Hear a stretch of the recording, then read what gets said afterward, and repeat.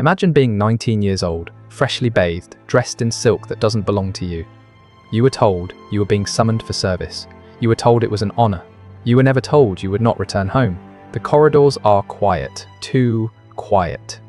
Eunuchs adjust your sleeves. Someone corrects the way you lower your eyes. Someone else takes your name, not to record it, but to erase it. Behind a screen you hear breathing, soft, controlled, powerful. You don't see her yet, but you already understand this is not a court appointment. In a few minutes, you'll learn why you were chosen. In a few minutes, you'll understand why no one asked for your consent. And in a few minutes, you'll realize this night is not about desire at all. It's about access. This isn't fiction. This wasn't a scandal whispered by enemies. This was policy. And the person waiting behind the curtain was not an emperor. Her name was Zetian, and what she built inside the Forbidden City was so unsettling that history tried to erase the men first and turn her into a monster afterward. And this story did not begin with excess. It began with a girl. Before we go any deeper into this story, if hidden horrors of the past fascinate you, subscribe to Grim History, hit the like button. And once you reach the moment that unsettles you most, tell me where you're watching from.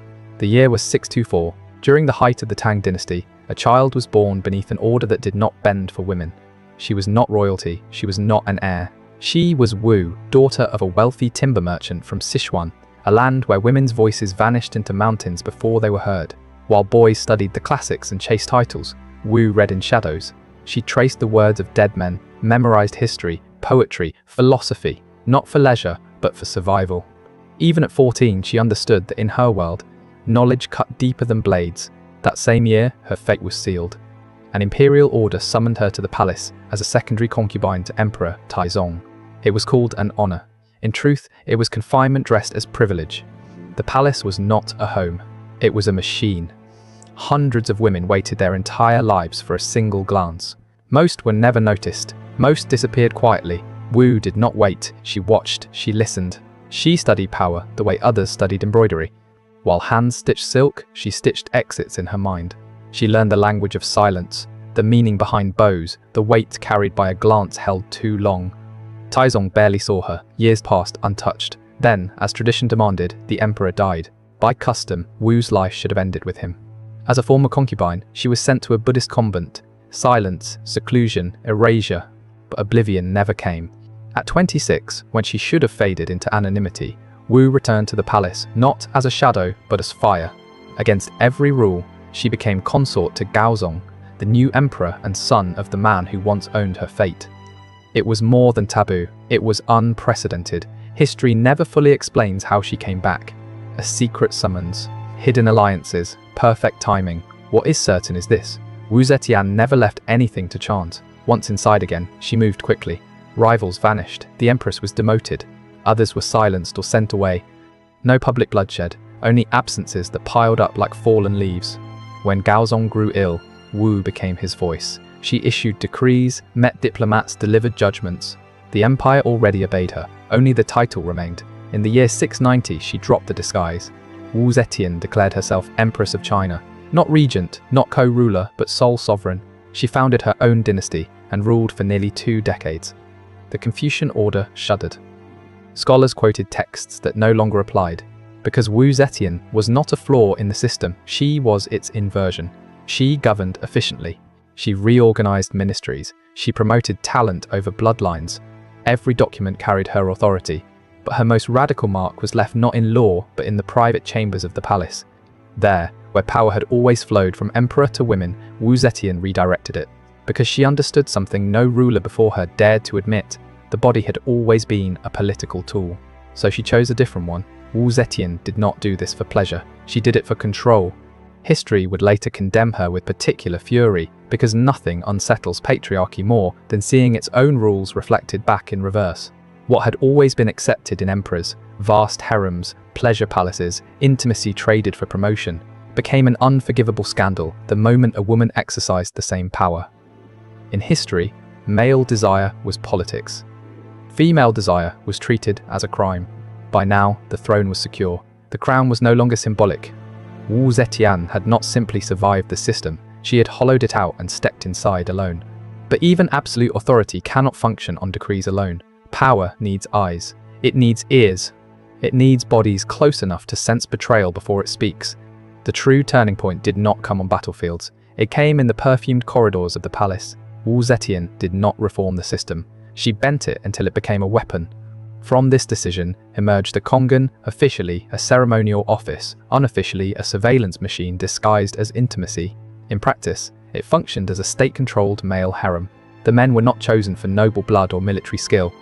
They were selected by other standards: the firmness of a jaw, the symmetry of a face, the softness of a voice, the elegance of hands moving across a guqin. Some arrived through ambitious officials who offered their own sons as tokens of loyalty.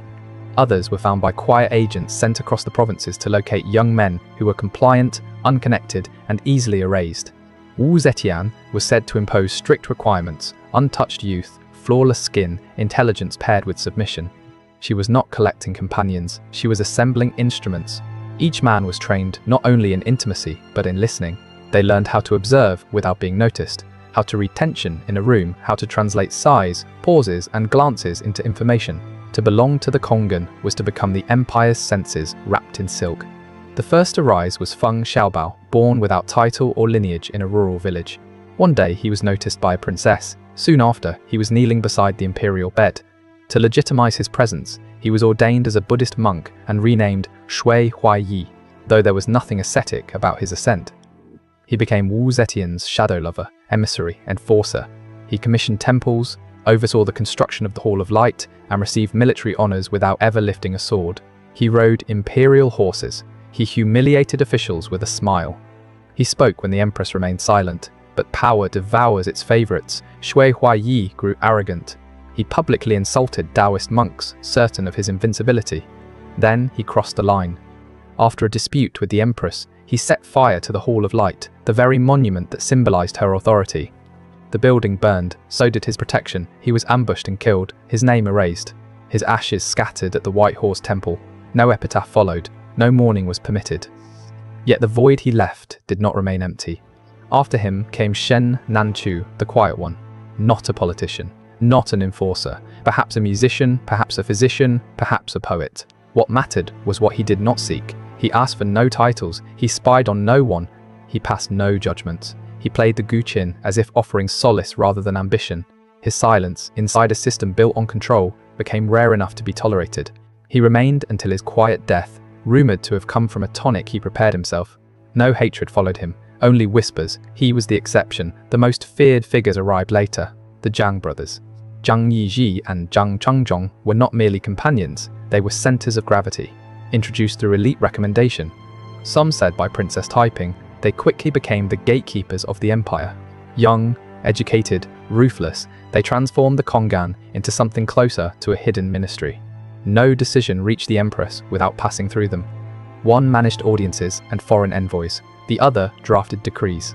Officials knelt before them before they ever saw Wu Zetian. For the Confucian elite, this was unbearable, not because a harem existed, but because it worked. The brothers were ministers, spies, diplomats, and symbols of everything the patriarchal order denied. Wu Zetian had taken the old design women obey, men command, and melted it in the fire of her crown. Desire became a function of the state, intimacy became surveillance. Later historians would call her perverse, not for her actions, but because she wielded masculine rules more effectively than most emperors. By 699, the Kongan was fully institutionalized. It had ranks, records, and duties. Some members wrote imperial poetry, others led rituals. Many held titles and estates, but all were pieces on Wu Zetian's board. There was no romance, only strategy. The empress did not sleep with men. She slept with information. The city whispered impossible numbers, 3,000 men, one for each night. But those figures were exaggerations shaped by fear. The truth was more unsettling. Her harem was not indulgence, it was a mirror, and it revealed what power looks like when stripped of gender. Absolute power never stays still. It swells, hardens, and eventually rots from within, like fruit left too long in the heat. That decay is what finally overtook Wu Zetian's palace. By the early years of the new century, the empress was failing. Her eyes, once sharp enough to silence ministers, now struggled in the dim corridors. The voice that had once frozen armies emerged in broken breaths, weakened by fever and coughing. The body that had defied an empire was becoming its own prison. On the surface, the state still functioned. In truth, what Wu Zetian presided over was no longer a political heart, but a tumor dressed as an administration. The Zhang brothers had become its vital organs. They were no longer favorites, they were the system. They controlled access, dictated policy, and reshaped authority as if the throne were a private board game. Wu Zetian had granted them such intimacy that the boundary between her will and theirs blurred beyond recognition. As the empress withered, they flourished. Their youth stood out brutally among the aging court. Their silk robes, polished skin, and graceful movements at banquets contrasted sharply with the severity of the old aristocracy. Beauty itself became a badge of authority, and that made them intolerable.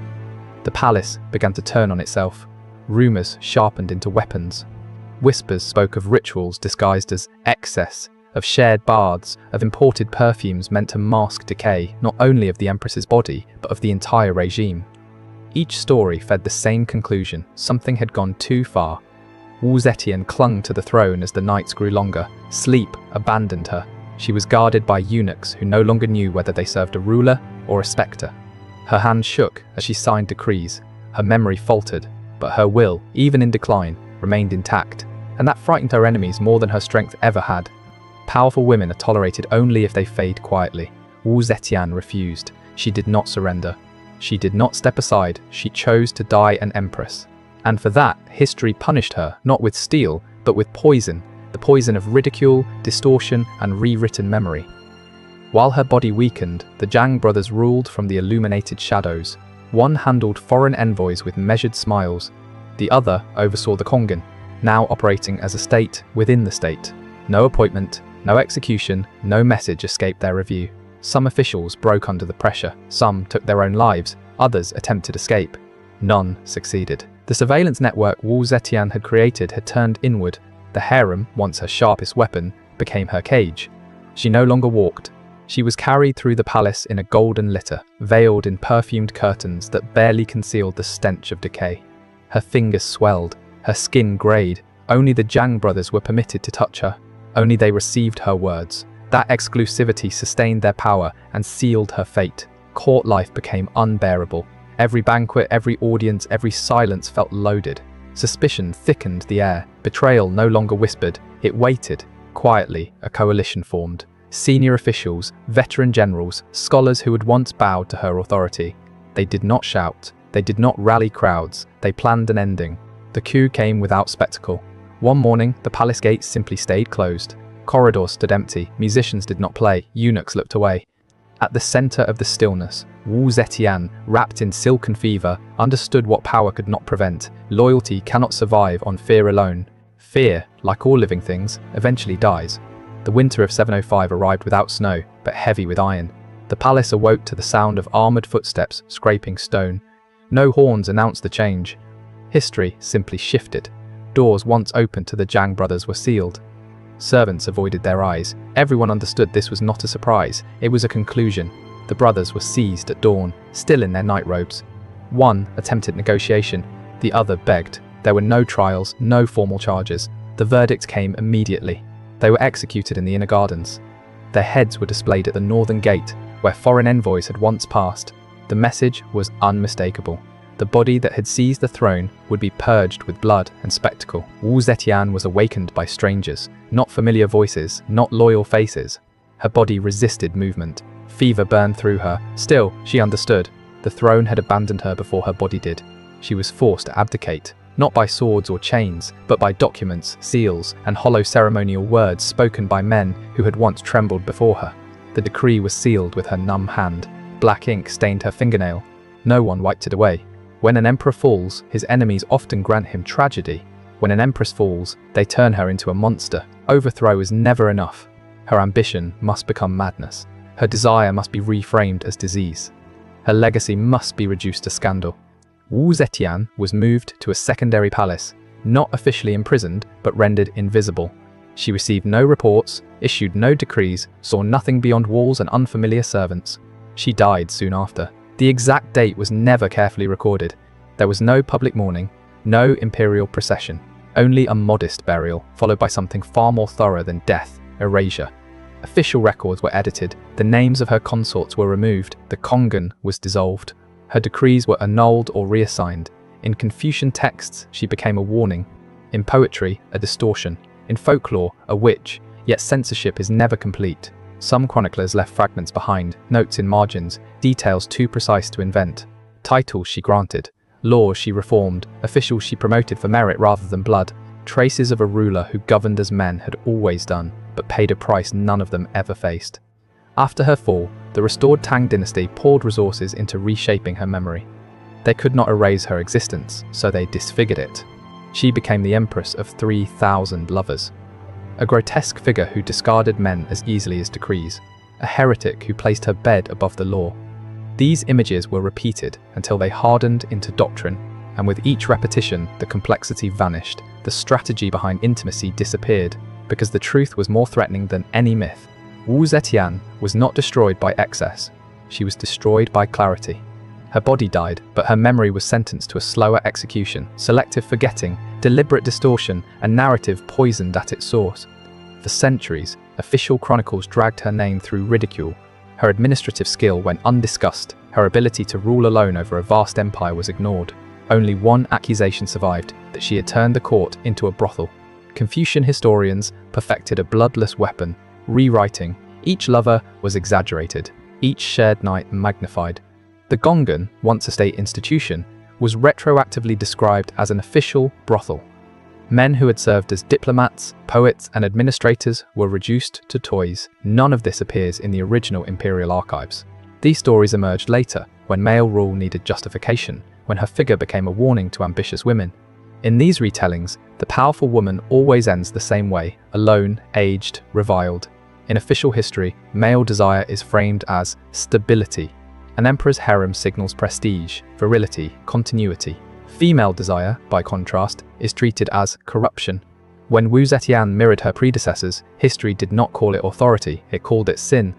It called it sickness. The male harem left no descendants, no surnames survived, no children claimed lineage. That made erasure easy. There are no statues for Shui Huayi, no tablets for Shen Nanchu.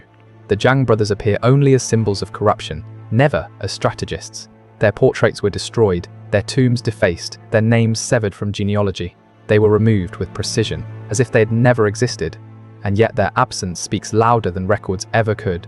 Every silence in history is a confession. Every biography that reduces Wu Zetian to her lovers reveals more about the fear of the writers than about the empress herself. What she represented was not simply a reversal of gender roles. It was a threat to the foundation of patriarchy itself, that a woman could desire without permission, wield bodies as instruments of state, and rule without surrendering control of her private life. For that, she was punished, not for weakness, not for tyranny, but for proving that power has no sex. History does. Her tomb still stands in Luoyang. It bears no epitaph, no titles, no explanation, only stone, wind, and deliberate silence. Beneath it rests one of the most uncomfortable truths of imperial China. A woman ruled as effectively as any man, and her harem was not decadence, but reflection. For centuries, we were taught to admire emperors for their excess and fear empresses for theirs. We were told Wu Zetian was dangerous because she desired too much, never that the men before her were celebrated for the same behavior. But what was forbidden was never desire, it was comparison. And telling these stories does more than revive the past. It fractures the official narrative, because every time a buried truth is spoken, history trembles. Leave your thoughts below. Was Wu Zetian a tyrant, or the mirror male power refused to face? We'll see you next time.